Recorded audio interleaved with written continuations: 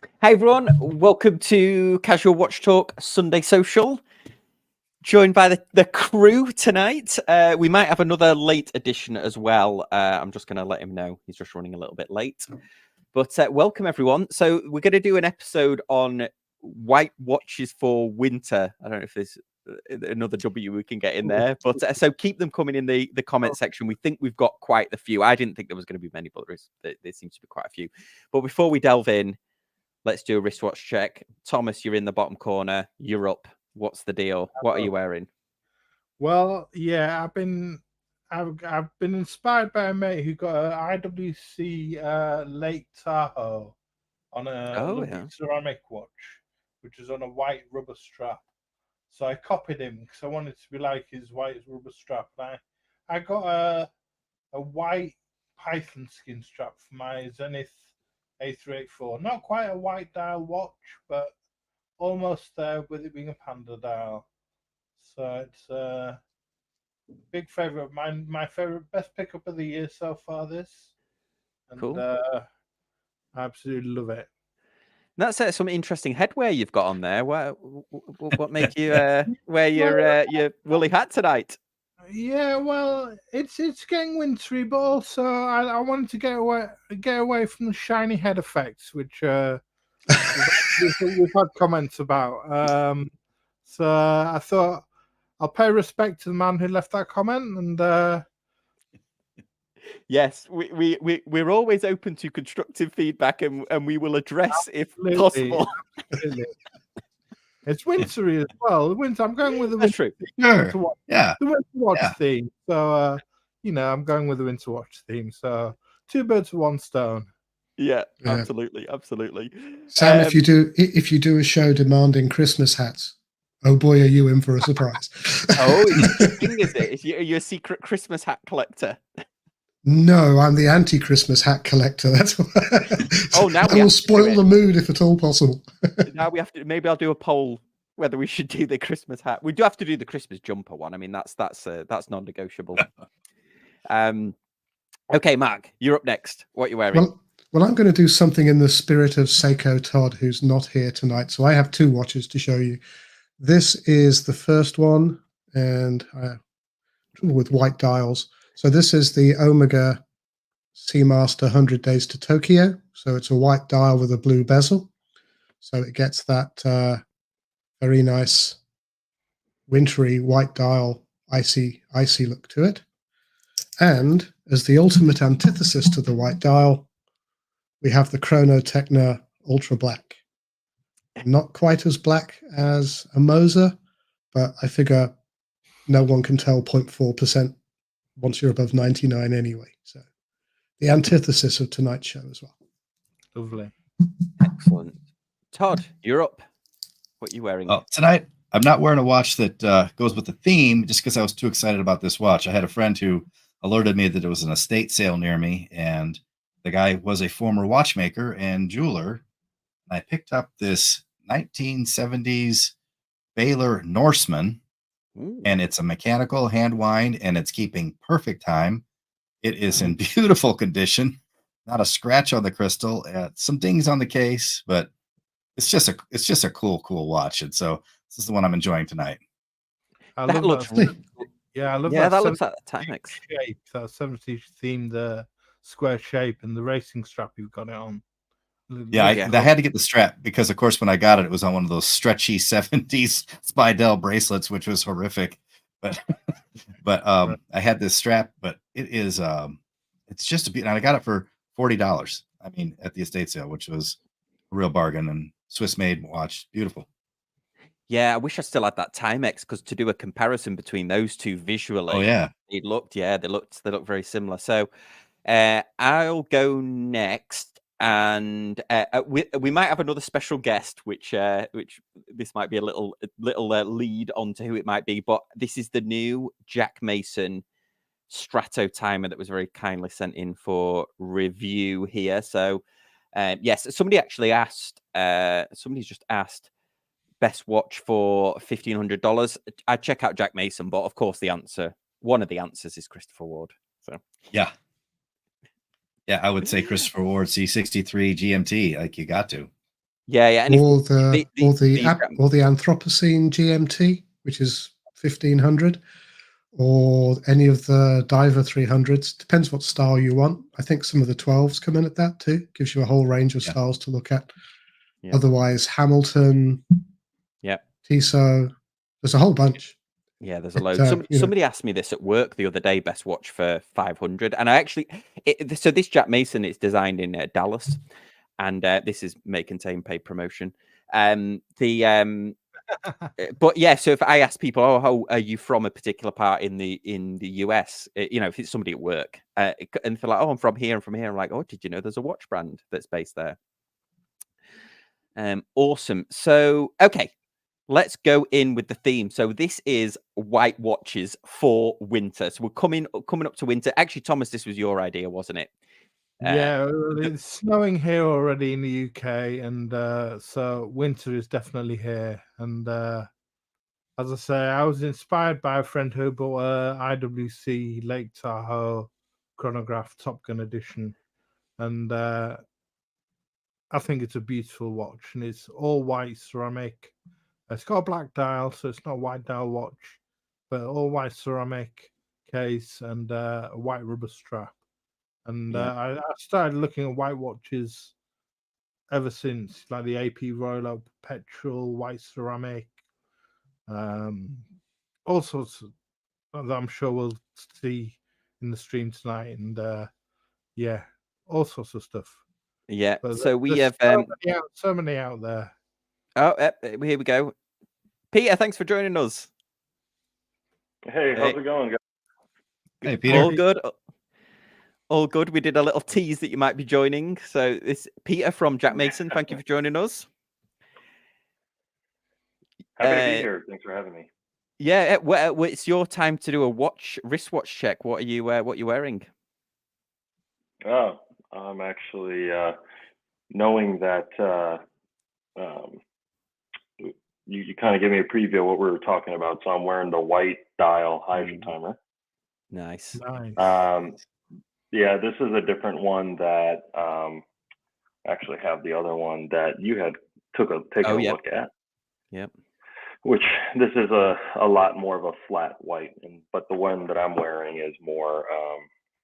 It's really tough to capture in the camera, but it's more like a warm kind of metallic white. And I actually put it on a navy strap. Oh yeah. Even though it has a black bezel. So yeah. Lovely. Cool. Well, yeah. So Peter, we're going to go through. We've got some selections of white dial watches. We're going to go through them, and then we're going to decide whether we like them or not. I guess hit or miss, maybe. We have a very important question that's come through. Does ivory, off-white, enamel, opaline, and cream count as white dials on the list, or is it just snow, cocaine, white dials? I think we'll see how we get on. I think we've got enough white dials to go through, but if there's a if we get caught short, we'll I was going to say I would have put my Bremont MB3 in the white dial category. The prototype I saw was a perfect white, and that the watch they actually made is definitely off-white on the cream side, so you do have to be careful. Yeah, okay, so we'll see how far we get. Excellent. Okay. First up, Mark, this was one of your picks. Oh no, actually, I think I've assumed it's one of your picks. I picked it, but it's a white dial, a white dial Omega Seamaster. You own this one, don't you, Mark? I think I do have this one. Yeah. And so this is the standard, one of the standard Omega Seamasters, 42 mil. METAS certified watch. Very nice, very sporty. I actually wear mine on the black rubber strap. I think it suits the look better, but you can't really go wrong with the Seamaster. This is definitely a classic white dial. That sort of ceramic bezel with the laser etching doesn't really change in the lights very much, so it will look like a white watch at all times, and it has the color match date wheel, which some people find very, very important. And then that just couple of little touches of red in the text and at the tip of the second hand just make it a very nice white dial watch. And is it got blue lume this as well? Is it like? Oh yeah, they all do. Yeah. Yeah. Very Yeah, bright I think lume. it, But I not think on the this is- bezel. It's only the lume pip that's okay. But the actual text isn't. I wonder why they haven't got a picture of it all glowing Are the with its... hands different coloured lume on this, Mark? Are they One is blue, one is green. Yeah. right? All right. Okay. Yeah, I mean, I think that's a good pick for this subject. Good pick for a winter watch. Anybody disagree or anybody agree? Or Certainly Can't sturdy fight enough. that. It's a classic. Yeah, certainly sturdy enough. I think it'd be nicer on a white rubber strap. I think. I don't think Omega. Omega do make white straps, but you're better off getting a Zealand official rubber strap for this one if you know if you want a white strap. Omega, I think, make black, blue, and green. I don't think they make a white strap specifically for this model, but Zealand definitely do, and their straps are good. Yeah. You know what would look nice on this watch is I think they make sort of like a sailcloth strap, if I'm not mistaken. But if they had, but it's like a sailcloth and rubber hybrid. It would be nice if that had like a black sailcloth and then it was trimmed in white, like white rubber. That looked pretty sharp, and I'm just. You could probably. I think there's a Hirsch Robbie that's sort of black with the white stitching and the white back to it as well, which would probably go well with this one. Yeah, that's not a bad idea actually. I mean, speaking of white rubber straps, Peter, is it any you've got a white Tropic? Is it any more difficult to source a white strap because you don't see them that often, do you? Is it just?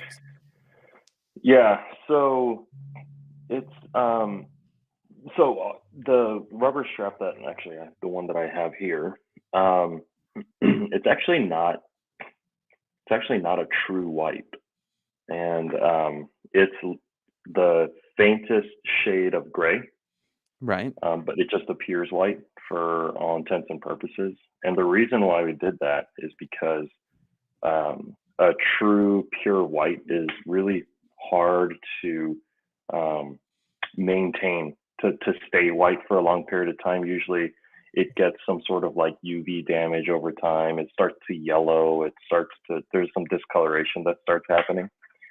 And so for that reason, we intentionally chose a very light shade of gray. But you wouldn't even be able to tell unless I told you, hey, this is actually a light gray. Yeah. But yeah, I mean, the straps that we make in FKM, they're Pantone specific, and so I give very specific Pantone colors in our selections. Oh wow, And very interesting. So just the trouble with a rubber strap and keeping it, particularly a white one, is that the trick you'd normally use is to put an optical brightener in, like they do in clothes washing stuff. But a strap is very thick, so the amount you'd have to put in to keep the surface looking white probably stops it looking white, and then those break down over time too. So it's tough to keep a pure white in the long term. Just a hint of gray tone will prevent it from yellowing. It helps. It helps it from yellowing. Interesting. Yeah. And also I will say though, FKM, I think if you do the research carefully in the strap that you buy and make sure that it's FKM and not like silicone or something like that, FKM is a really, really good material. It's a lot more durable, a lot more consistent from like batch to batch. White is actually what's really funny about white is you can in a mold, in a FKM rubber strap mold, you could switch between colors. You can make a black one and then that runs over. You can make a green one and then a blue one or whatever. But white, it needs its own mold because of the color. You can't have any residue whatsoever on the mold because it'll taint the color. It's oh wow! So you have to pay for the tooling twice, basically. You have to. Yeah. Wow. Yeah. Well, you can do it that way, or you can. It just takes a lot more time to be to do a full production run of white. That has to be like done completely separately. Wow. So it's like you know, you either do it up front or you know on the back end. But yeah, it's a finicky color. That's probably why you don't see it a lot. But yeah. No, because you see the Mark, the Alaska project had white tropic, didn't it? Like standard from Omega. Could be. You'd need Dave Sharp to confirm it, but it's the process of pigmenting or coloring something like a rubber or pigmenting or coloring a cloth is actually quite different. So with a cloth, you typically bleach it to get it white. With something like a rubber, you pigment it to get it white. So it's a different process. Yeah, well, but you know, absolutely. If you're running anything through an extruder to put it into a mold, one tiny amount of any other color will destroy a white straight away. So yeah, having a separate mold is probably the best thing to do. Wow. Look at this. We're a live stream that's teaching people about watch stuff. We're like we're breaking the mold. We are our own custom tooling. That could go either way, Sam. Be careful. Yeah. So anyway, okay. So it's moving swiftly on, and this says, Todd, this is one of your choices. This is the Sega design. This is all white, especially if I had this on my skin, because you'd see my almost transparent white wrist through it, through the skeleton. So. I just think this watch, not only is it all white, it's ceramic. Their price point's amazing for ceramic. The only thing that irritates me about this one is they have marketed this one like exclusively to women, and it's like, but I want this watch, and I'm not non-binary, so I want this watch, and I think it's a great looking watch. And I currently have one of the other Sega designs, and I was really pleasantly surprised with what a quality product you're getting for the price point, and that one I think is stunning. That's just that would confuse my brain. How to tell the time on it. Oh no, they actually tell you how to tell the time on it. If you zoom in on it, you see the notches. So you have noon, you've got a notch, and then that notch that's at the corner, there. You've got the 1, 2, and then there's a 1 with the 3, and all the way around the dial, there's a notch at each of the indice points. Right. Oh. So it's actually not that hard to tell the time on. Well, there you go. Yep. See, we're learning more. They marketed the Series U Ice Age as a women's watch, didn't they? That was the white version of the GPHG award-winning Blue Planet. And I think they would have, and I don't know why they do that. Yeah, it's interesting. Yeah. Did they change the size, or do they just change the marketing? No, it's still a giant watch. If you go to some of the promotional pictures, it looks almost comical on the woman's wrist. I think it just has a shorter strap, but it's huge. I think it's 44 millimeters. Oh yeah, you're right. Look at that there. It's totally a man-sized watch. It looks enormous on a woman's wrist. It occurs to me that if you bought the white watch, even though it's marketed for women, nobody except you would know. I would never have known if you hadn't told me. So no, for sure. Ignore the marketing by the watch. It's definitely on my shopping list, because I think, as I don't have a ceramic watch in my collection, and I don't have a solid white watch like that either. I think it's really striking. Yeah, that was a good pick. Yeah, I've reviewed a couple of the Segas on the channel, the Blue Planet, and their first one that was like a titanium, sort of looked like a bit like a satellite dish. Yeah. Next up, Mark, your pick, the Citizen. Well, this is the closest we could find.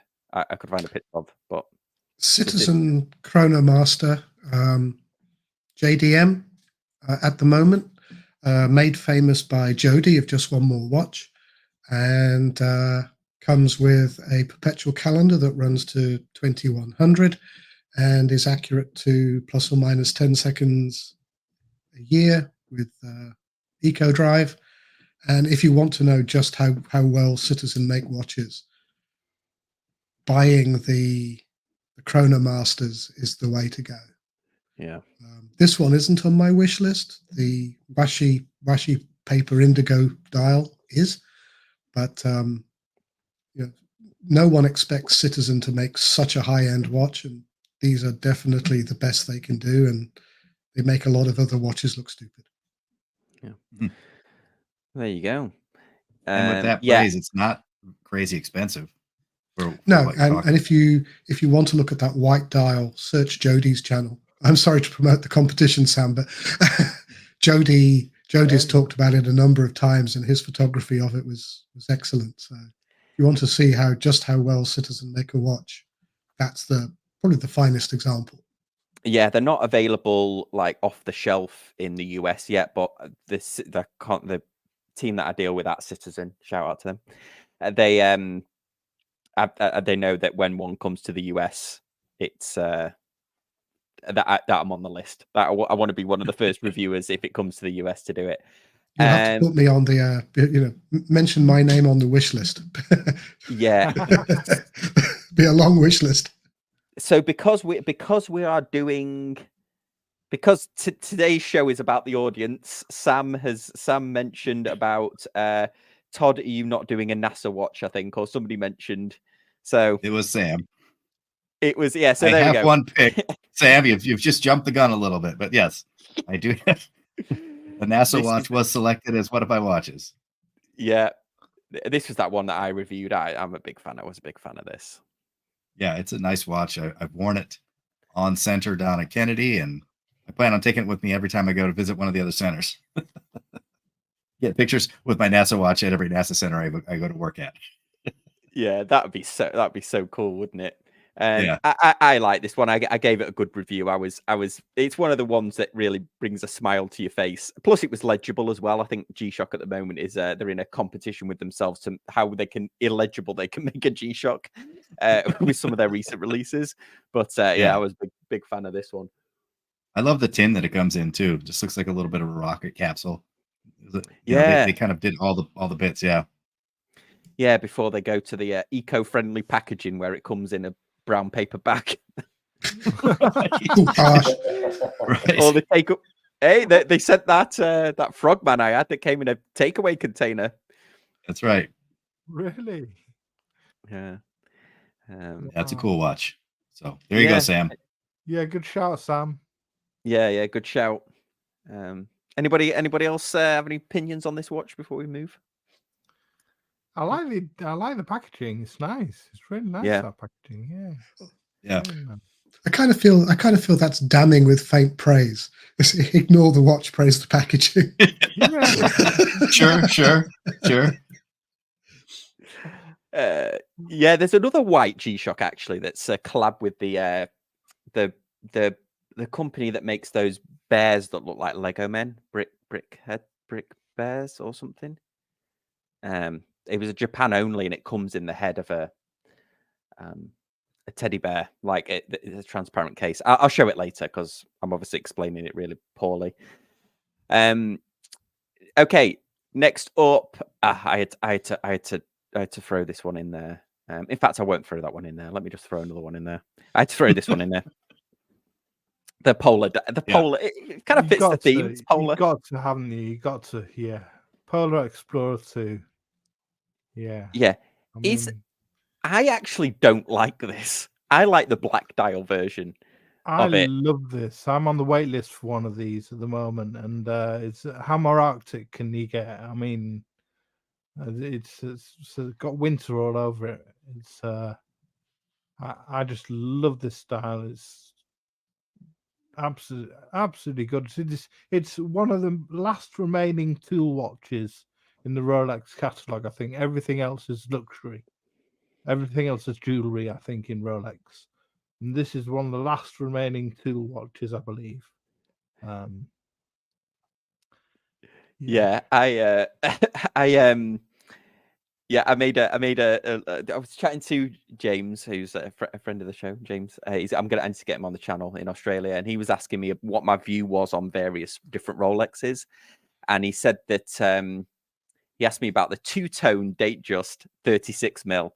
I said that I feel like you had to have inherited a business from your father to get to buy one of those watches that you're unfortunately slowly running into the ground.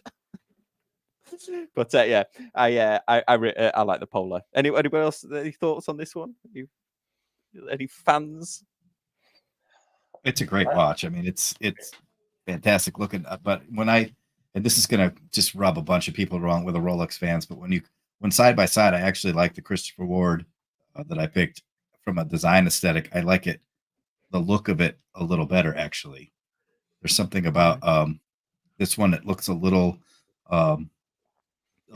thick and chunky. But I mean, that's just a design choice. It's nothing wrong with it. It's very tooly. I just think I like the aesthetic of the Christopher Ward GMT a little bit better than the Polar. I think the Zin 105 UTC comes really close to it as well, with the white dial and the orange GMT hand. And it's a great budget buy, about 1,500. If you want that look, this look. Right. So Zin, yeah, brilliant. Yeah. Actually, our Stratotimer GMT platform, we're looking to expand upon that collection next year, and one of the most requested dial colors was white, and so we'll be looking to just a play on kind of the Explorer, the hit of orange, doing we had our fair share of kind of dual colored bezels, so we'll look at single colored GMT bezels next year and things like that. So the Explorer, the combination of white with a hit of orange accent color is just it's just so iconic. It works so well. But I agree with you. The Christopher Ward, was it the C63? I think it is. The Sealander GMT. Yeah, it's a solid watch. I've actually at windups, and I was attending some of these wind-up watch fairs. I was able to become pretty good friends with Will, the designer. Him and I actually relate on a lot of levels just from a design standpoint, and so he's such a stand-up guy, very, very humble, and obviously has such a great eye for design in general. And it's really cool to sort of hear from him directly his thought process and things like that. So every now and then we'll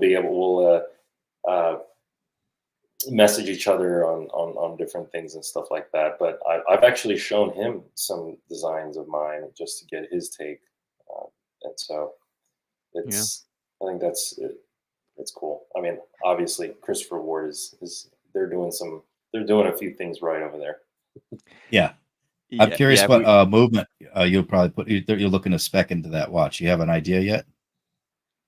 We'll continue to stick with our 9075 True GMT movement. Oh, cool. Yeah. So that's just become iconic to us, and I don't know if everyone knows the backstory, but we were pretty much the first to market here in the U.S. outside of Bulova to be able to launch the movement. And so, we had a little bit of call it a market advantage, I would say, maybe.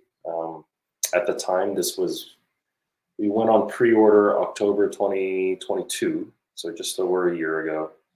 And it's been such a good style for us, so we'll just continue to just iterate on that, and perhaps look to perhaps using that movement in other styles as well.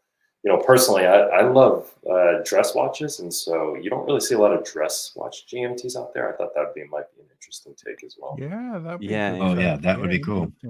yeah, Yeah. Grand I'm Seiko's good one.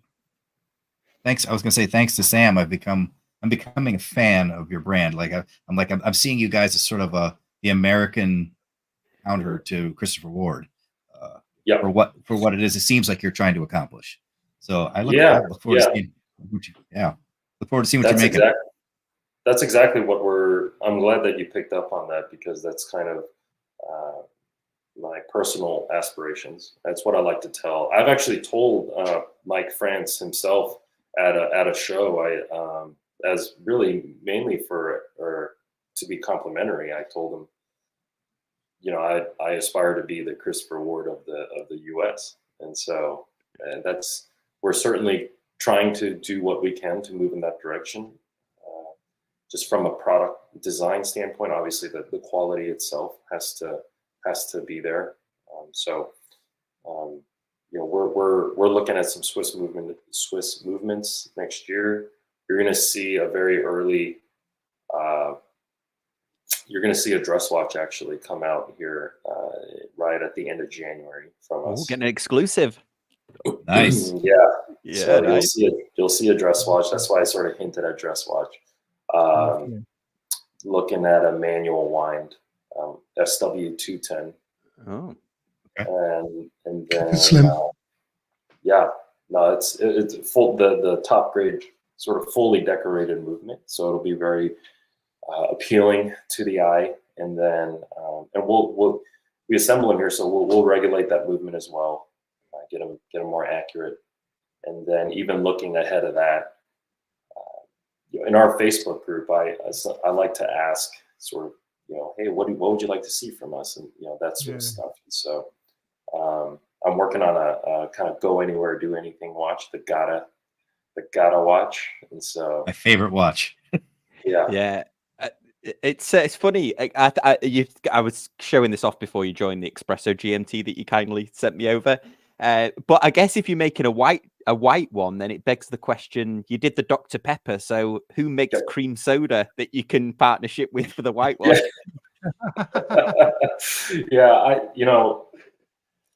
Nothing's written in stone yet, but Dr. Pepper is certainly a partnership that I want to continue to renew.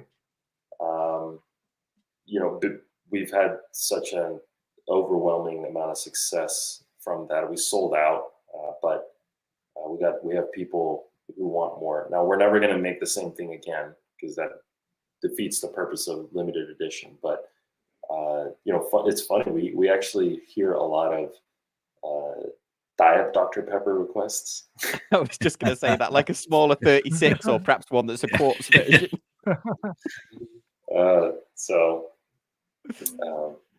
You'll have a huge advantage for the U.S. market in that we won't have to deal with DHL and those fees coming into the country.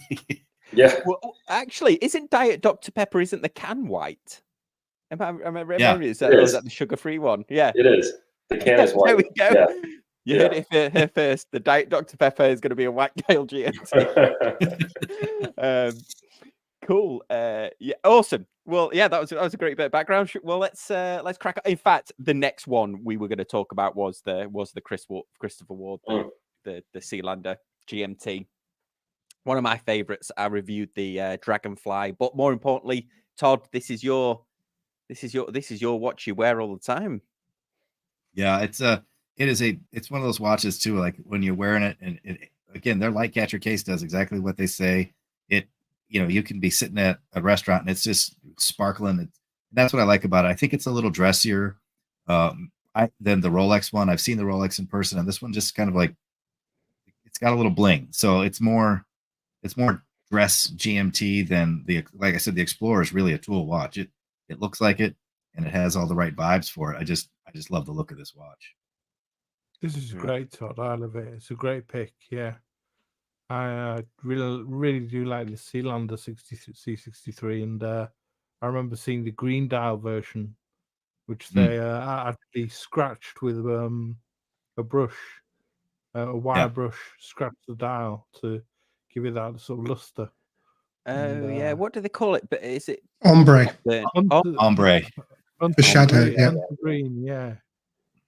And, I mean, the green is the green. It's one of the best greens you'll ever see on a watch dial. That hunter green. It's beautiful. Yeah, but that white dial's a great pick, Todd. Yeah, it's beautiful. It glows on the wrist. So we've got two watches coming up that are literally the most on. Well, actually, there's 3 watches I think that are the most on theme of this whole thing. First one is the white side of the moon, which is white on white on white with the white crocodile. This was your pick, Thomas. No, this was mine. Oh, was it? Yeah. Brilliant this pick, is Mark. This is mine. So, modern Omega Speedmaster, but not a moon watch. White ceramic case. I think it's a ceramic dial. 2 sub-dials, but one of the sub-dials does 30-minute and 1 hour count. Yeah. This is a large watch. This is a 44.25 millimeter watch. It's the same size as the dark side of the moon or the Apollo 8. It's the same size as the gray side of the moon. When you see this in a case, in a display in a boutique, it looks amazing. I can wear a 44.25 millimeter Speedmaster. I tried this one on. It looks stupid on my wrist. This wears so much bigger than you can ever imagine. You need 8 or 9 inch wrists to pull this off. It will wear you any other way. I mean, it is an amazing watch. You're never going to hide it. Everyone will see it, probably from the moon without a telescope, but it will wear you. It's a lovely watch, but oh boy, it's for the big wristed only. Yeah, it has all the Omega goodness to it, and it's white with a white strap. Yeah, it's a great watch. I just wish I could wear it, but I can't. I mean, I've said this before, but the best Omega I've ever reviewed on the channel is the grey side with the meteorite dial and those rose gold. I mean, if you can get your hands on one of those are the meteorites are amazing. Expensive now. Yeah, with all that white, that's part of it. It's just going to look like a giant dial on your wrist. Oh yeah. The illusion will be that it's huge. It looks like it's 60 or 70 millimeters, at least on my wrist. It's a monster, but it's only 44.25. In theory, I can wear that, but no, I can't. It's an illusion for sure. Yeah. But to what Pete was talking about, the UV and stuff like that, the ceramic will never be affected by that, will it? It will never. It'll always stay. Well, it will be something like a silicon or titanium dioxide pigment in with the ceramic. So, and it's zirconium dioxide in the ceramic. So yeah, it shouldn't fade for a very, very long time. Yeah. Somebody's saying there's a white dial Planet Ocean as well. Yes. Awesome. Cool. That was a good pick. Next one is, this was your pick, Thomas. This was the Chanel J12. Yeah, I was going to suggest this. The J12. Yeah. It's been a ceramic case and bracelet. It's been ever so popular with ladies. This one, really, really popular watch. But men alike as well, like the black one. But the white one is a classic ladies piece. Really nice. I really like it, to be honest with you. The J12. They use the Kinesi movement as Chanel in there with the Kinesi, and love it. It really scores highly. I think it's a classic, to be honest with you. It's a bit of an iconic piece out there. I don't know what you think, Peter. Yeah, I agree. And the reason why I was going to bring this up is because this was the first of its kind at that time. When they launched, at least as far as I know, when they launched that J12, this was, I mean, the first J-Toe was, gosh, that's got to have been over 10 years ago. And, you know, a fully white ceramic watch was kind of no one's done it. No one did it before. Yeah. So, you know, it's certainly iconic. That's for sure. Yeah, and they really have a lot of fun with the design, don't they? Didn't they have that one that was kind of had like a sticky out bit with where it looked like it was kind of pixelated on one side? Yeah, yeah. Yeah, that one looked. Yeah, that one with the black.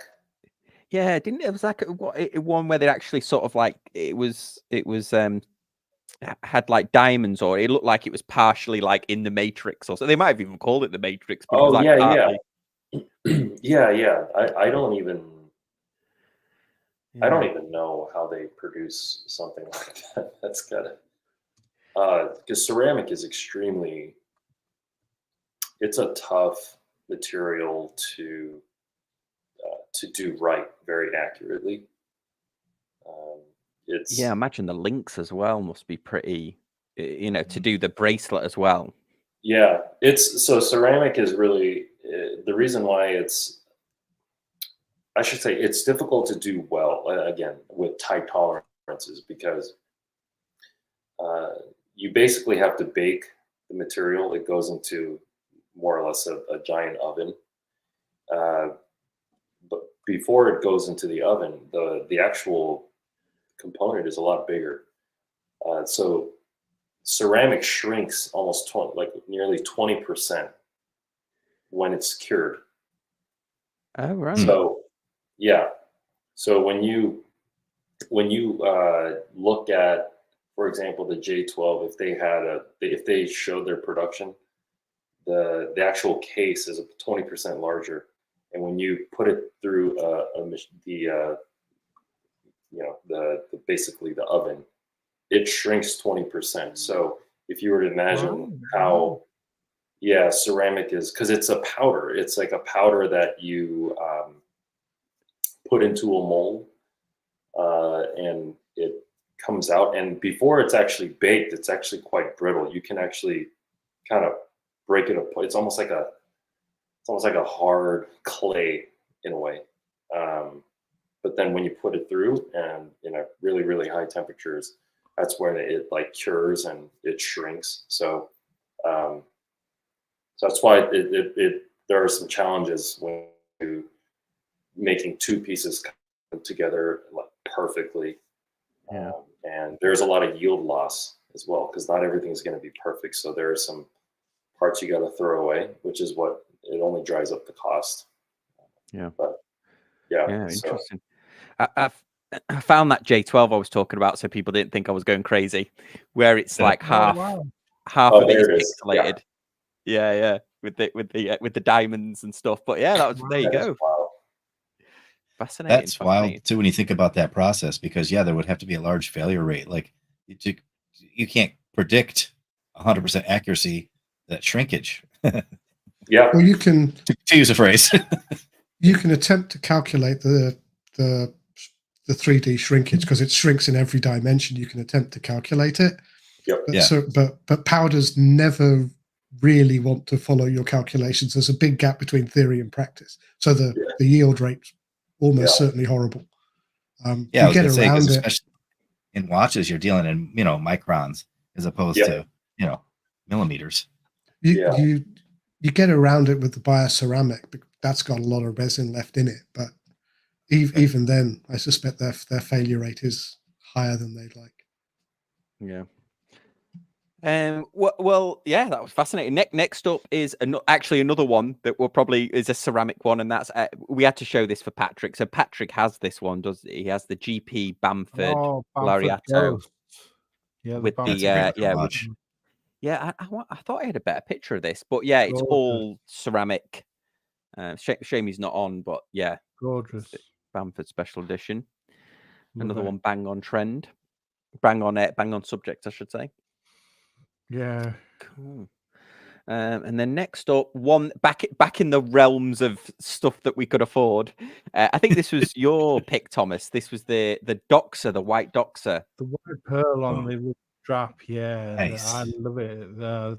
I mean, they do a Doxa 200, they do a Doxa 300, all in the white pearl dial with a rubber strap. And yeah, that new one, this Shark Hunter, I mean, it's not a white dial, is it? But the Shark Hunter that they've done looks really good. The Shark Hunter is the, I believe, the steel dial, isn't it? Yeah, which is the one that they just released? No, it's not this one, is it? No, they just released one, didn't they? This one. I mean, it's not white, is it? But this is ceramic. They've used ceramic, I think, for the right. Yeah. There is a white dial, so we're sort of there. Yeah. Oh, that might be silver. Yeah, that looks nice. It's got the orange. It's a bit Explorer 2-ish, isn't it? With the orange hand and the yeah, yeah. Because I think this is ceramic. The dial, I think, funky, isn't it? Yeah, I love Doxa as a brand. Yeah, I mean, I think they're really cool. Do some really nice watches. Yeah, classic Jacques Cousteau style diver. But then he's worn almost every diver there is, and yeah, I still like that. I still like that romance of it, and also the yeah. I actually watched that 12 Days of the Condor. Somebody mentioned it to me. That's the one with Robert Redford where he wears wears the Doxa in it, and it's good because you get to see the Doxa, but it's a really weird film. Like he's not very nice in it, even though he's like the hero. Have you seen it, Todd? He's quite nasty to that. It wouldn't pass the it wouldn't pass. Yeah, it wouldn't pass the Buster test now, I don't think. Yeah. So okay, next up is the okay. Right, this now we're on it. I had to put the snowflake on there. It has to be included, doesn't it? For a winter watch, snowflakes. I mean, you're talking winter. The snowflake was a white dial watch. Can't be not included. Yeah.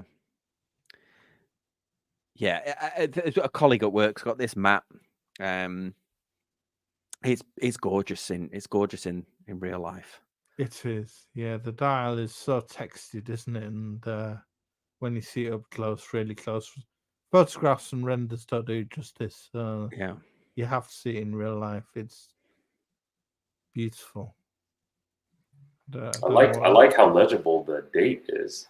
This is the first time I'm actually realizing how large the date is for. Yeah, with its surround. Yeah. And no Cyclops required. Hooray! And this is exactly. Hooray, Mark! Yeah. Are these titanium? These ones? They are. Yes, they're titanium. Yeah. Yes. Yeah. 41 millimeters titanium. Yeah, beautiful. That flash of blue. Yeah, I'm in a bit of a love-hate with not a love-hate, but I'm struggling to find one that I really love.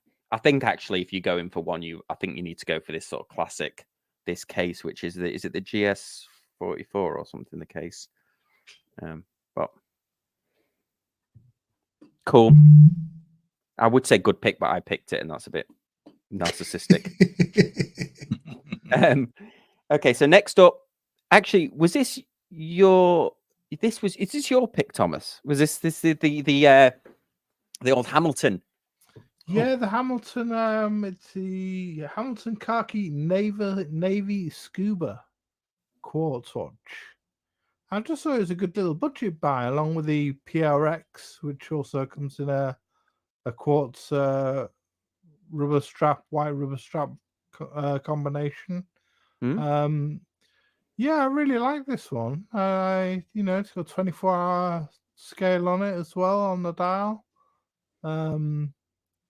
Nice little quartz piece for you'd have to worry about. Again, a good unisex option. Yeah, nice little diver at 37. The ladies often like quartz watches, just don't have to bother winding it, and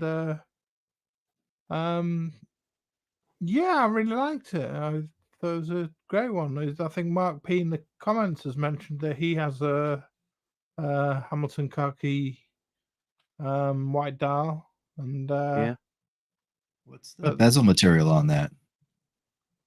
I'm not too sure. I don't think it's anything I think special. it's If it's steel. stainless or if it's just stainless steel, I think. Yeah. Oh, okay. It's hard to Yeah, tell did with it- the photographs.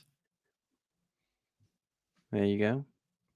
Oh, Look at that! Somebody's dressed ready, right to get on the yacht. yeah. There, Not going out in the snow in that outfit. Yeah. Awesome. Okay, good pick. Let's go to the next one, which was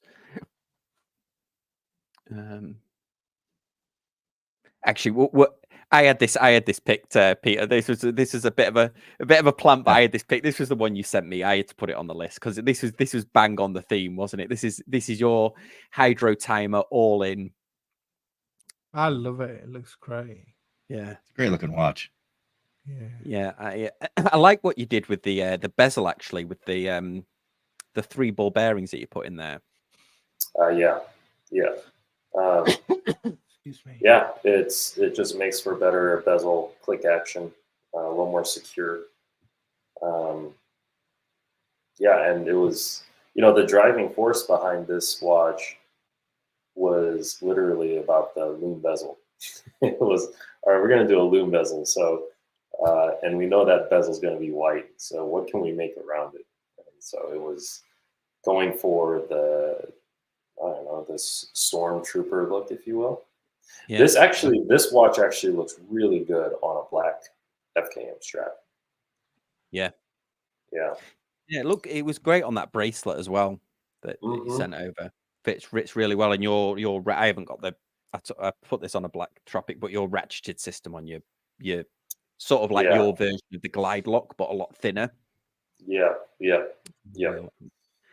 big fan of that. Yeah, you did a great job of that one. Really good.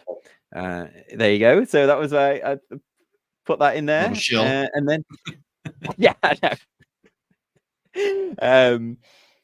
Next up, is this white? Ooh. I don't know is this white or it might be silver. I might have picked it, and I'm now thinking it might be silver. I think they do a white dial one. This is a new version of this, isn't it? It's a new iteration. Yeah. It's good looking. Looks ivory. The GMT. Oh. Yeah. Yeah, it does look ivory, doesn't it? There you go. Alpinist. Seeing if there's any pics from the somebody saying the mist flake. Not familiar with that one. We had a pic for the white Milgauss. There was a Unimatic a lot earlier as well. Oh yeah. Okay. Let's have a look at the Unimatic. That was a good pick. I don't recall a white dial that they did. I really want to like this brand, but I've got a real thing about the date. They just don't have a lot of the date options. Here we go. Not that they're watching this, but if they were, I forget what here you go. Sam D's put it up again. Unimatic by Revolution U1 GMT. Oh, so it was like a Revolution watches. Collaboration, right? Yeah. Right. Well, we're going to find this now. Now I'm like all in on this now. Thanks, Sam. I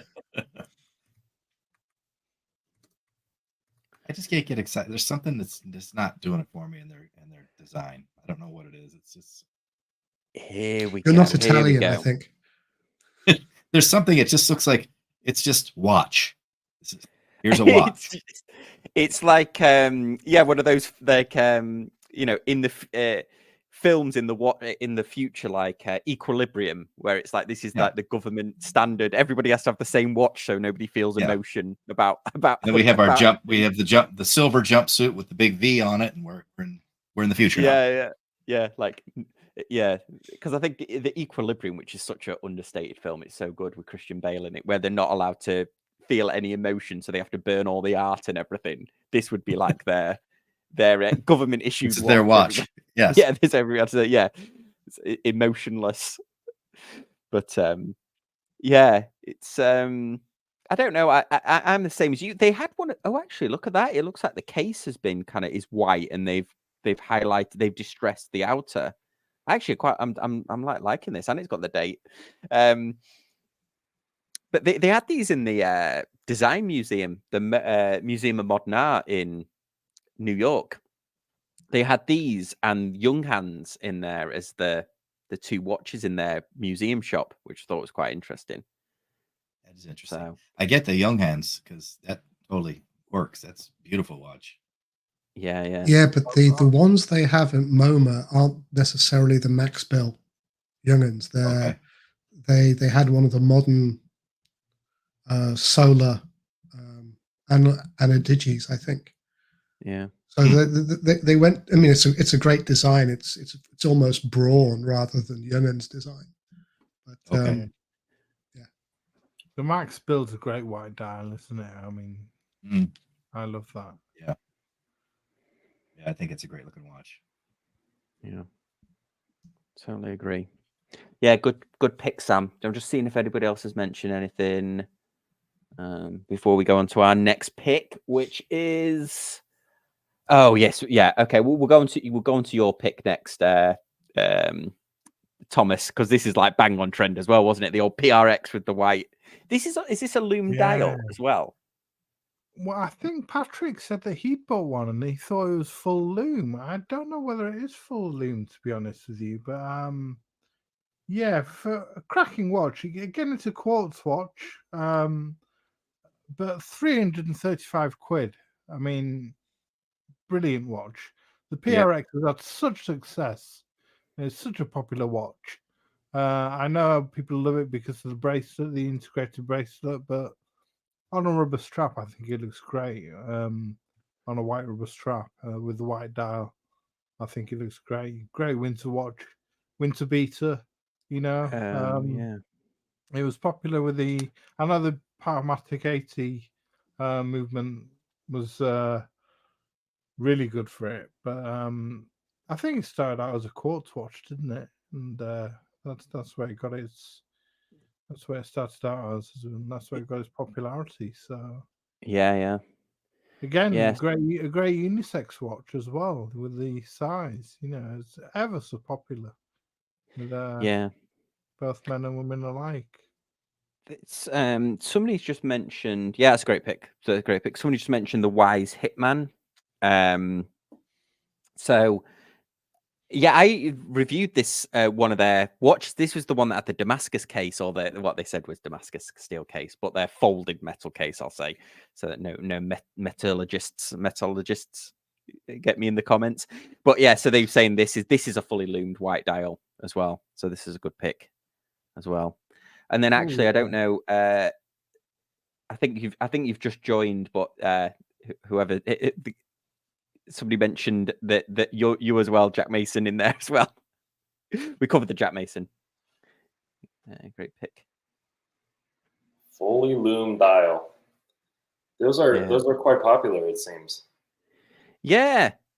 How if you looked into it, how tricky is it to do that? It's like I presume it's a separate process, or is there like, do normal dial companies make loom dials as well, or do you have to go somewhere special for them?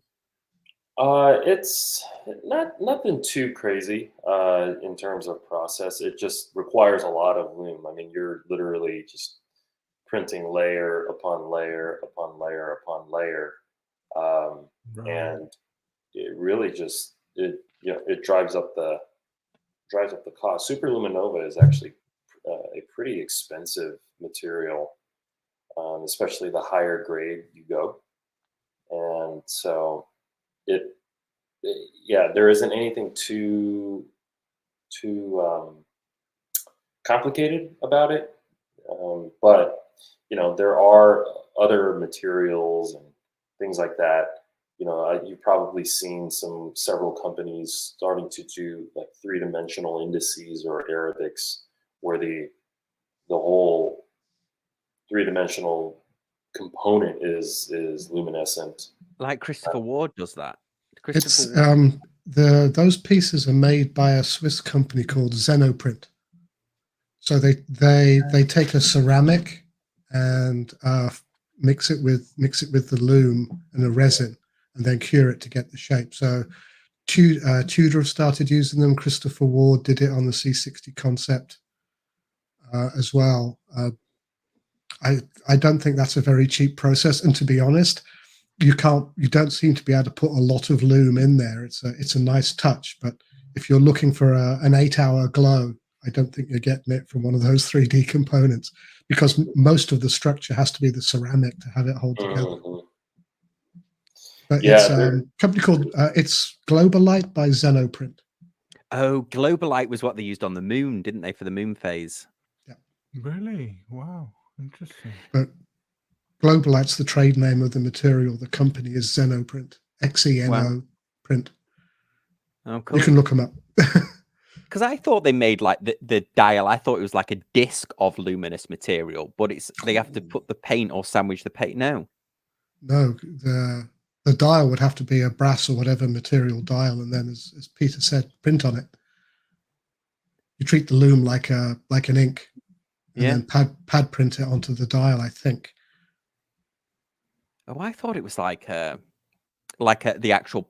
It was a luminous material that was like a plastic that you then carved the dial out of. That would be terribly expensive. Superluminova is not cheap. So Sam, well, last one here, because we're coming up to the end here, but Sam said that Bell & Ross made a case out of luminous material. I don't think I've heard of that. Oh, I think I know. Tocker have done cases like that as well. Yeah. Yeah. Oh, here we go. Is this what he means? Let's have a look. Oh, they did the strap. No, I think the straps in. I think they made a whole case. I think he's right. They made an actual luminous case. Yeah, they had like a crazy motorbike that they'd had customized at the watch time, where a Bell & Ross watch attached into the bike where the speedometer. There you go. There you go. Yeah. Oh, where did it go? Oh no! Oh no! Where The did lume it go? faded. There it is. Wow. Okay. Well, that's wild, isn't it? I don't know whether I like the look of that. It looks very green. Looks like a plastic. It looks like when you used to have a toy as a kid that had like a luminous glow in the dark stuff. Yeah. It's funky. I think there was like a He-Man or something that had like a glow bit. What's the material? Is that like a ceramic? It's a lot of money. Yes. Lots of Bell & Ross. Grade 2 microblasted titanium with DLC diamond-like carbon finish, upper-lower inserts, green luminescent fiberglass composite. Wow. That makes sense. Yeah, that explains the cost. Yeah. Wow. That is wow. I suppose if you were a DJ or something and you had like the UV lights on you all night, that would look awesome. This is like Tron's watch. Yes. It is, yes, like Tron, yeah, isn't yeah. it? You're right. A Tron watch. Yeah. Oh, they should have called it the Flynn, shouldn't they, or whatever. Awesome. Well, there you go, guys. Thank you for everyone for joining. Thank you everyone for being so active in the comments. I'll end the stream now, but we'll see you next time on Casual. Great shout out to the chat. Thanks for joining, guys. Thanks, everyone. Yeah. And upvote. Yes, upvote. Yeah.